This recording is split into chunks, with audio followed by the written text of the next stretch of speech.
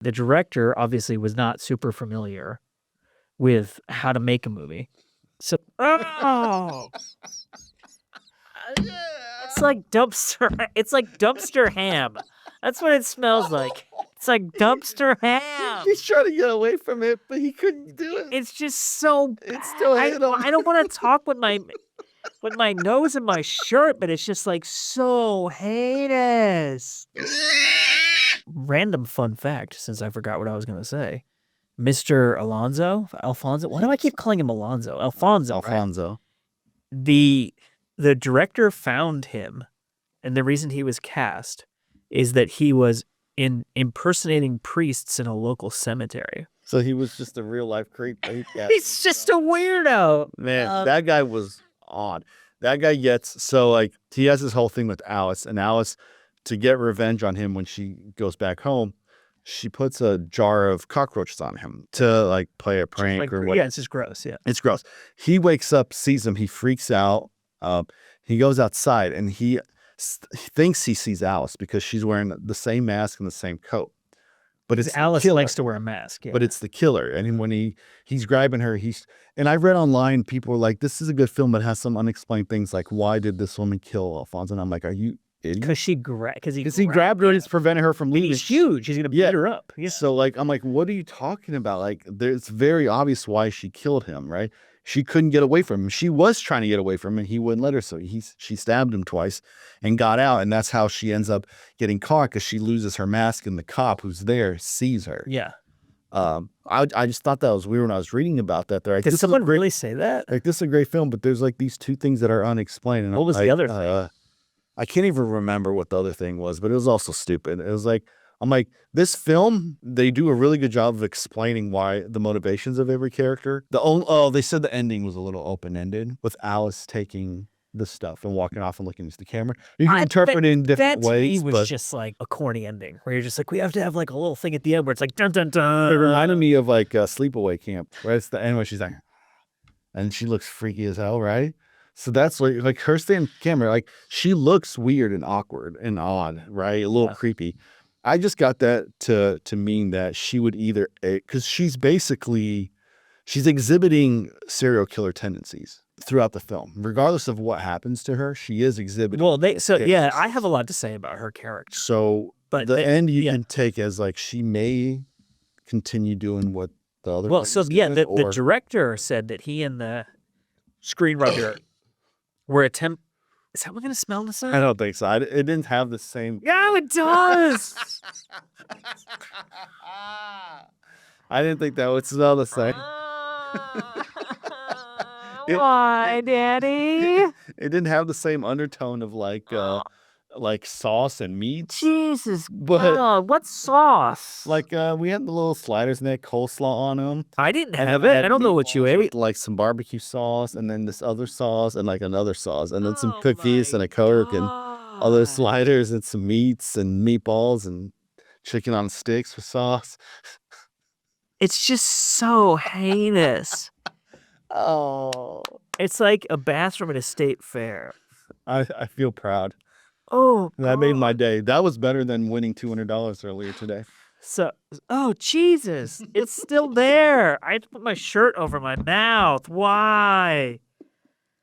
Okay. Oh my God. So.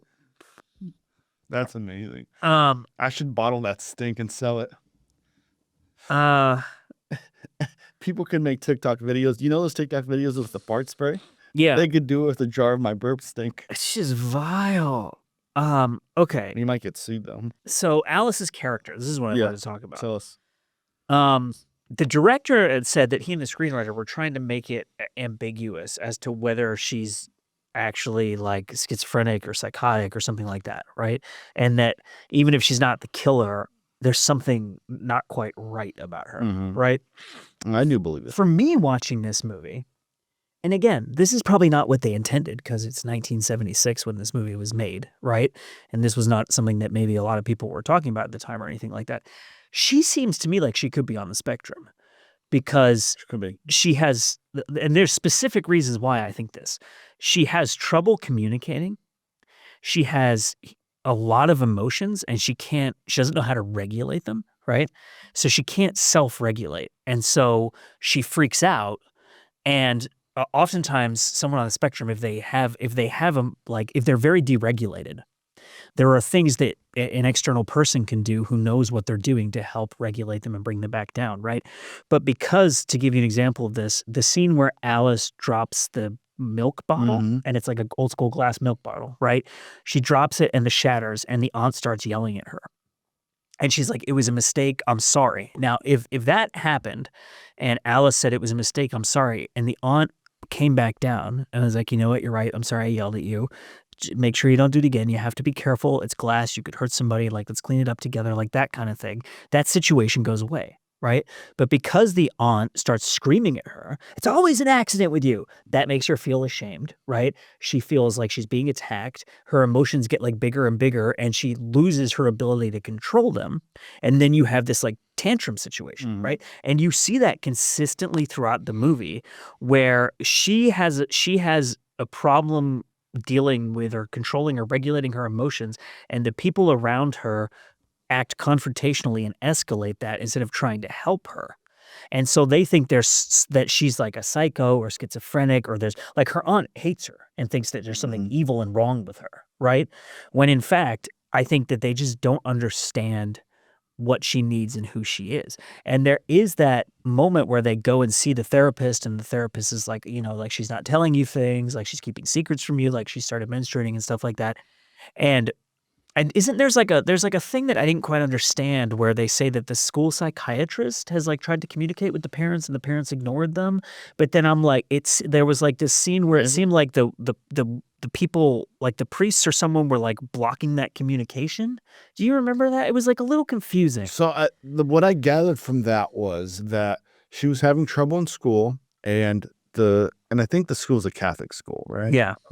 And she met with psychiatrists, so she spoke to someone, and they had records of it. Yeah. And the main priest purposely didn't turn that into the cops because he didn't want the cops like Thinking she was crazy or something like or that. kill her and just arresting her. He wanted to help himself, and that's why he took those records. So he wasn't like a nefarious thing. Okay. He was trying to protect her, and that's why he gave the records to the dad. Because so there's like it was clearly an attempt at some point to try to. Yes, they were starting. So like she could be on the spectrum. She could be, she I mean, throughout the film, she's lacking the empathy. psychiatrist says she might be schizophrenic, Yeah, right?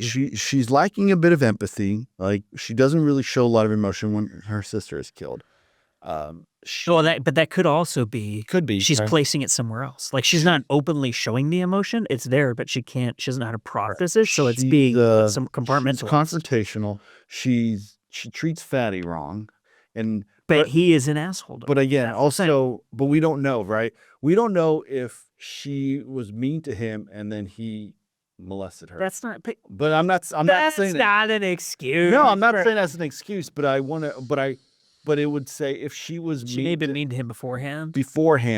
why was she mean to him before? If he hadn't done nothing to her yet and she was mean to him already, that would be like because she has some kind of behavioral issue or she's taking something out on him instead of like her mom or her aunt, right? Yeah.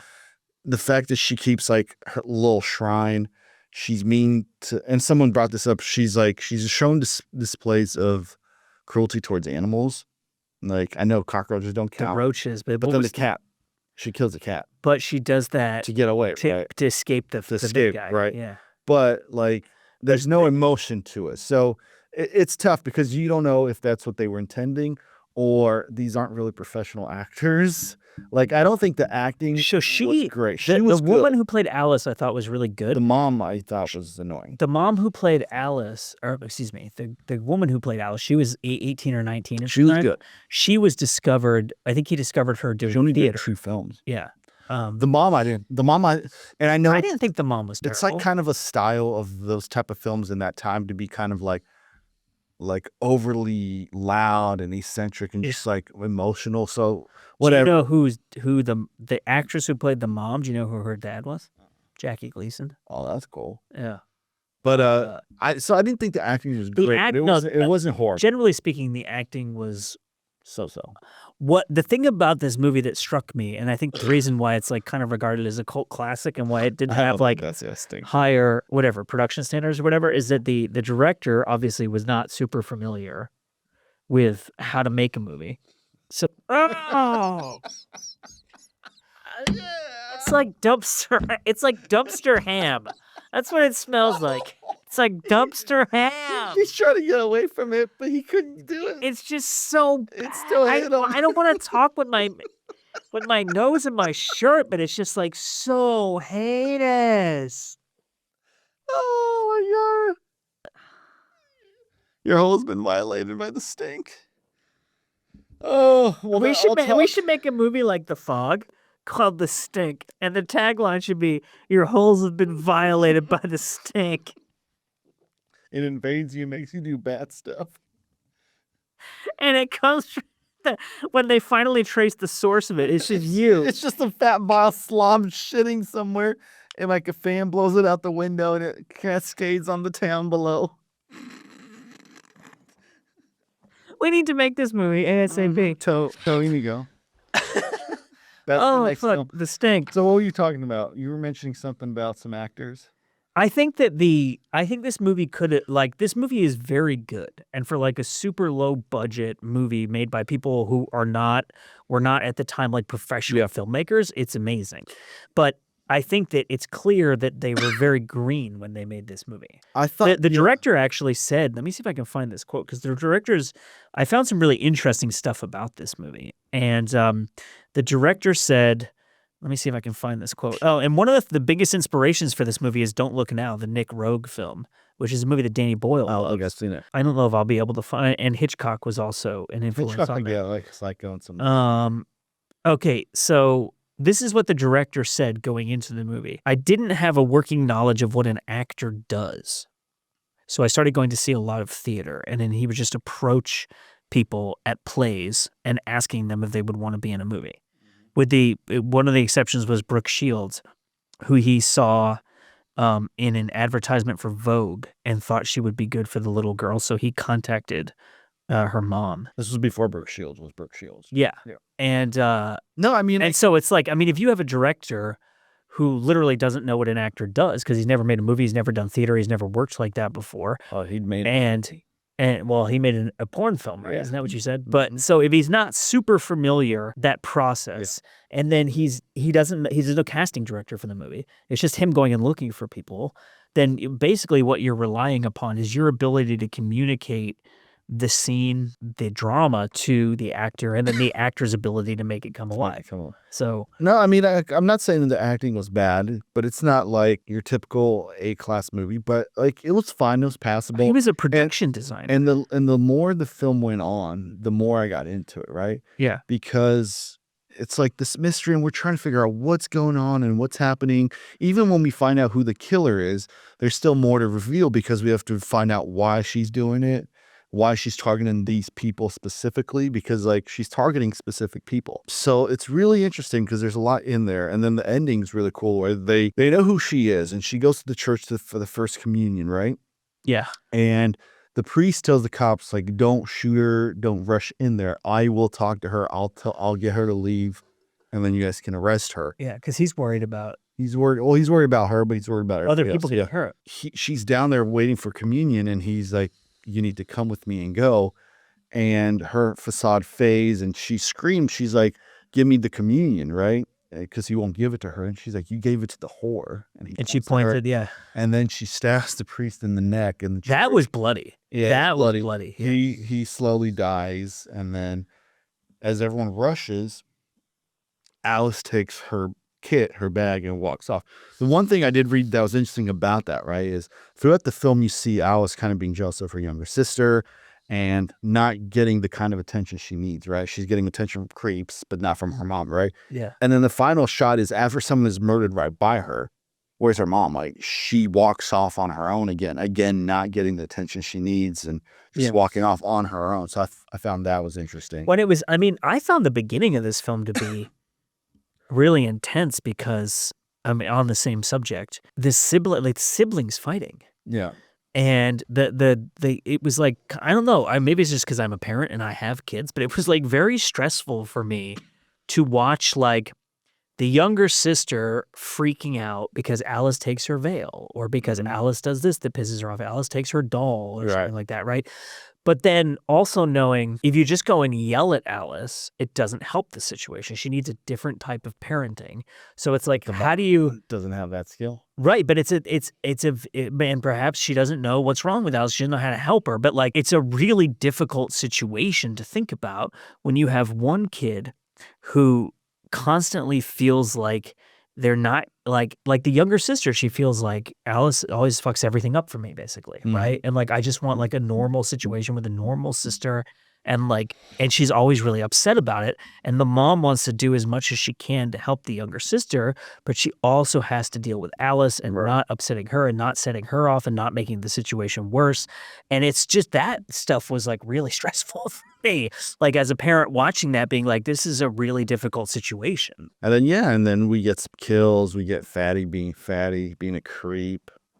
It was interesting. I thought it was, like I said, it was very different than I thought it would be, but it was also, I thought it was going to be like a movie like Prom Night, or like, what's that one we watched with the kid who was like creeping on the older sister and then he tries to kill. Remember the Happy Birthday? Happy Birthday to Me? No, because that was a really good one. What's the other birthday one? Do you remember what I'm talking about? Oh, yeah, and it's like Killer Kids or something. Yeah, Killer Kids slasher movie. And I thought, and it was nothing like those movies. No, and like we said, it's not really a horror. It's not really a straight up slasher. It's more of a psychological thriller. Slash mystery suspense film. Like Psycho. Psycho is. Oh my God, that's my revenge. It's not going to smell though. It's just a sound. Psycho is like, it's just like a beautiful sound. Psycho is suspenseful and scary, but it's not really a horror. It's not scary, right? No, it's not. It's more of a suspenseful, psychological thriller. Well, it's like Silence of the Lambs. Too, right? It's like Seven too. Right? Seven is terrifying for sure, but it's not really a horror movie. It's not scary. It's creepy. Yeah, it's creepy. So that's kind of that vibe I got from this. The masks. It's because people see the cover and it has like the killer in a mask and a knife, and they're like, oh, it's gonna go around stabbing everybody. It's not like that. It's way more intricate and thought-provoking, I would say.